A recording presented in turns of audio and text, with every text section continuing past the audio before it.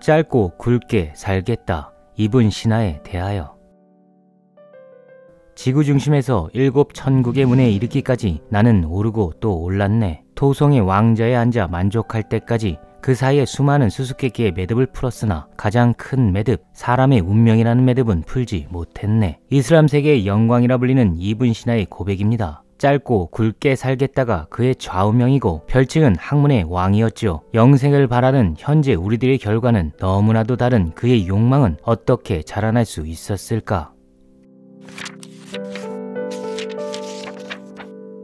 이분 신하는 신동이었습니다. 10살 때 코란 전체를 암기에 낭송했는데 이에 놀란 아버지가 이름난 교사들을 붙여주자 14살 때 그들을 모두 능가해버렸다고 전해지죠. 쉬운 학문이라고 스스로 표현한 의학에서는 독학으로 달인이 됩니다. 그리고 이슬람 4만 왕조의 왕자인 만수르 태수의 중병을 고치며 제 실력을 증명하죠. 감격한 태수는 그 보상으로 왕실 도서관에 무상 출입할 수 있도록 허가합니다. 지식이 곧 권력이 되어가던 10세기 말 세계 최고의 도서관에 출입하는 것 자체가 앞날에 대한 확고한 보상이었죠. 1년 남짓 책 속에 묻혀 지낸 끝에 18살의 이분 신하는 이렇게 말합니다. 모든 학문에 통달했다. 그러나 그 말은 과장된 거짓입니다. 그는 평생 손에서 책을 놓지 않았고 경이적인 두뇌를 장착하고도 때로는 벽에 머리를 부딪히며 무지를 한탄하기도 했죠. 예컨대 아리스토텔레스의 형 이상학을 접한 그는 40번이나 그 책을 읽었지만 핵심을 파악하지 못해 절망에 몸부림치다 그가 태어나기 대략 20년 전에 숨을 거둔 이슬람 대철학자 알파라비의 주석서의 도움으로 가까스로 이해하게 되었을 때 기쁨에 넘쳐 거리로 뛰쳐나가 뛰고 달리고 춤추었다고 전해집니다. 타고난 천재가 아니라 사납도록 성실한 학생이었던 것이죠. 노력 없는 성과는 죄다 허구이거나 전설을 상품으로 둔갑시키는 상술일 경우가 많습니다. 또한 이분 신하는 연구만 하는 반쪽짜리 지식인도 아니었지요. 인류에 필요한 지적 유산을 남기고 죽었다면 단지 영민한 사상가로 기록됐을 뿐 그가 이슬람의 영광이란 칭호까진 얻지 못했을 겁니다. 탁월한 인물은 고난의 요청에 담대하게 응대해야 하는 존재죠. 고난이야말로 제 존재의 질량을 측정하는 확실한 시험지니까요. 서두에 읽어드렸던 이분 신하의 고백처럼 사람의 운명이란 매듭을 풀기 위한 담대한 도전은 일찍 시작됩니다. 4만 왕조의 궁정 도서관에서 연구를 진행하던 1년여 만에 그 자유로운 특권은 지속될 수 없었죠. 터키의 조상 트르크족이 침입하여 왕조를 무너뜨렸으니까요. 다행히 정복자들은 이분 신하의 명성을 들었던 터라 그를 탄압하진 않았으나 온전한 자유를 보장받지 못한 청춘 이분 신하는 1005년 25의 나이에 미진한 안정에 안주하기보다 온전한 자유를 실험하기 위해 유랑을 떠납니다. 구르간주, 투스, 주르잔, 레이, 카즈빈, 하마단 그리고 이스파한까지 이분 신하는 무려 30여 년 동안 중앙아시아와 페르시아의 주요 도시들을 떠돌며 살아가죠. 그 방랑의 시간 동안 때론 옥에 갇히고 사형을 언도받기도 하고 왕궁의 기빈이 돼 화려한 생활을 하기도 합니다. 마치 영화처럼 희노애락의 극적인 반전이 그의 생이었기에 미래를 설계하고 오손도손 내일을 준비하는 안정된 삶은 꿈조차 꿀 수 없었죠. 게다가 틈틈이 책도 썼는데 현재 전해지는 것만 240편이 넘고 애초의 기록은 400편이 넘었다고 전해집니다. 철학, 종교학, 고고학, 의학, 수학, 천문학, 화학, 심리학, 지리학, 언어학 등등 거의 모든 학문 문과의 주제가 이 한 사람의 손끝에서 아랍어와 페르시아어로 정리됐죠. 불안한 환경이 말년까지 이어지는 상황에서 주저한 업적이었습니다. 마지막 순간까지 고난은 이어집니다. 노년에 그는 아픈 몸을 이끌고 왕의 주치의로서 원장에 따라갔다가 병이 도져 자리에 눕게 되죠. 지나친 과로 탓이었는데 연구든 직무든 좀 쉬엄쉬엄 하라는 주위의 충고에 그는 이렇게 답했다고 전해집니다. 나는 가늘고 길게 살기보다 짧고 굵게 삶을 살기를 바라네. 죽음의 자리에 눕게 된 이분 신하는 재산을 가난한 사람들에게 나눠주고 노예들을 해방시킨 다음 사흘 동안 코란을 암송하다가 숨을 거둡니다. 1037년 6월 57세 이란이 하마단에서 그의 몸은 영혼과 분리되죠. 이런 말을 남기기도 합니다. 우리 몸은 여행이 끝날 때 보내야 하는 짐승일 뿐이다. 제대로 살고자 했던 그의 명성은 여태 단단합니다. 타지키스탄의 지폐엔 그의 초상까지 박혀있고 중세 철학을 정립한 토마스 아퀴나스도 그의 영향을 받았으며 유럽에선 수세기 동안 괴물 같은 천재로 명성을 유지했죠. 특히 당시 문명 수준으로 감히 견줄 만한 책이 없었던 의학 정전은 12세기 인도의 힌두교들에게 전해져 몸과 마음을 동시에 치료하는 오늘날 대한치료로 보급되고 있는 새로운 의술을 발전시켰고 유럽에선 1180년에 라틴어로 번역돼 각 대학의 교재로 사용되며 현대 의학의 토대가 되었으며 14세기 중국의 원나라 때에는 한문으로도 번역돼 유통되기까지 하죠. 15세기 연금술사이자 철학자이자 의사인 파라켈소스는 이 책을 칭송하면서 500년 전 페르시아인의 책자를 종말을 기독교인이 아직도 따라잡지 못하고 있다면서 한탄 섞인 푸념을 남기기까지 합니다. 단테의 신곡 지오편 중 림보에서 키케로, 포톨레마이오스, 히포코라테스와 함께 따분한 시간을 보내고 있는 이분 신화를 볼 수 있죠. 그뿐이 아닙니다. 흉노족에게 기마술을 가르친 나라 타지키스탄에서 이분 신화는 자국의 위인으로 널리 홍보되고 있습니다. 이 나라의 화폐엔 이분 신화가 그려져 있고 가장 높은 봉우리의 이름은 이분 신화봉이죠. 그가 이토록 대단한 명성을 남길 수 있었던 이유는 간단합니다. 세계가 영원하니라는 안일한 믿음을 아주 이른 나이부터 당당히 포기해버렸던 까닭이죠. 그는 종말론적 세계관을 몸에 붙이고 살았습니다. 종말을 지칭하는 그리스어 에샤트는 시간의 끝을 뜻하죠. 수렴의 무한을 긍정했던 지난 시간의 주연 에리우게나도 세계가 영원히 지속되리라 믿지 않았습니다. 최후의 날에 세계는 새로운 시작을 위해 다시 신에게로 돌아갈 것이고 이때 아담의 언제가 소멸될 것이라고 설명했죠. 마지막을 상징하는 삶으로부터 유럽을 부활케 하는 언어가 세공되었던 것입니다. 종말을 염두에 둔 삶은 영광의 국가 로마의 전통이기도 했죠. 로마인들은 연애 때 은쟁반에 해골을 받쳐들고 노예에게 연회장을 돌아다니게 했고 무덤을 신의 중심과 한복판에 두었으며 죽음에 대한 자기결정권을 명예로 생각해 패배하면 자살을 선택하는 전통이 있었습니다. 세네카가 대표적 사례죠. 종말을 염두에 두면 삶의 그만큼의 깊이와 쾌락을 허가할 수 있다고 이분 신화도 믿었습니다. 그렇다면 어떻게 종말을 염두에 두는 삶이 가능한가? 유태인과 마찬가지로 이슬람인은 코란이라는 문자를 어렸을 때부터 거의 강제로 배웁니다. 유럽의 경우 성직자 외에는 성서를 직접 읽는 사람이 많지 않았고 황제나 왕 중에서 문맹이 많았던 것과는 다르죠. 초기 이슬람 문명에서 학문에 흥미가 있는 사람이라면 누구나 그리스, 로마, 유럽, 페르시아, 중앙아시아, 인도에 이르는 다양한 문명의 유산을 두루 배우고 익힐 기회가 열려 있었습니다. 여태 유태와 이슬람의 지식인들은 이 전통을 잊고 있죠. 이분 신화는 삶을 당연한 의무로 받아들이는 이와 같은 전통을 능동적 지성이라 표현합니다. 이 능동적 지성은 대리인을 요구하지 않는 지성이죠. 제 삶의 결정권은 스스로 지는 자유입니다. 중세의 시기에 이는 성직자가 필요 없는 삶을 뜻했죠. 이분 신화는 시간의 끝을 누구나 쟁취할 수 있다는 존재론으로 이성의 적극적인 사용을 권했던 것입니다. 삶은 삶의 결정을 보증해주기 때문이죠. 존재하는 모든 것을 탐구하고픈 열망 속에서 종말을 붙이는 삶이 열리는 것입니다. 이것이 어떤 목적이나 이상도 없이 오래 사는 삶 그 자체를 최고의 가치로 두는 저 무지막지한 맹목적 삶의 폭고를 견제하는 영광의 토대죠. 요컨대 오늘만 사는 존재들에게 가하는 자기 혁명입니다. 이분 신화는 말하죠. 정신이 파악하는 것은 인간은 이성적이면서도 언젠가는 죽는 동물이라는 명백한 정의다. 현실적 종말은 필연이기에 영생을 보장받을 수 없다는 운명은 삶의 능동적 계기가 됩니다. 키에르케고르의 주장처럼 삶이 없으면 정신도 없는 것이기에 무지는 피동성에 합리하고 삶은 그 한정된 인간의 유한성에 대한 반역입니다. 따라서 종말을 붙이는 삶은 삶을 의무로 받아낼 수 있을 때 싹두고 죽음을 생에 바짝 붙여 사는 인간에게만 허가된 삶의 만족이자 쾌락이죠. 이분 신화의 유명한 글을 읽어봅니다. 모르는 자, 그러면서 자신이 모른다는 것을 모르는 자는 어리석은 자이다. 피하라. 모르는 자, 그러면서 자신이 모른다는 것을 아는 자는 어린아이다. 가르쳐라. 아는 자, 그러면서 스스로 알고 있다는 것을 모르는 자는 잠들어 있는 자이다. 깨우라. 아는 자, 그러면서 스스로 알고 있다는 것을 아는 자는 현명한 자이다.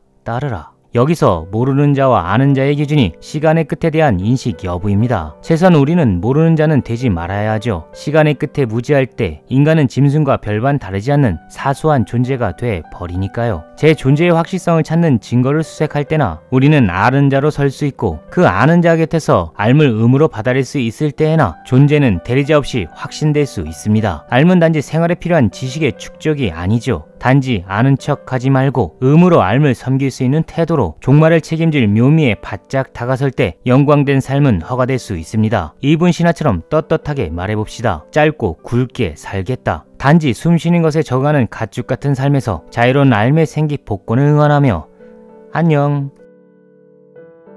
Paper Renaissance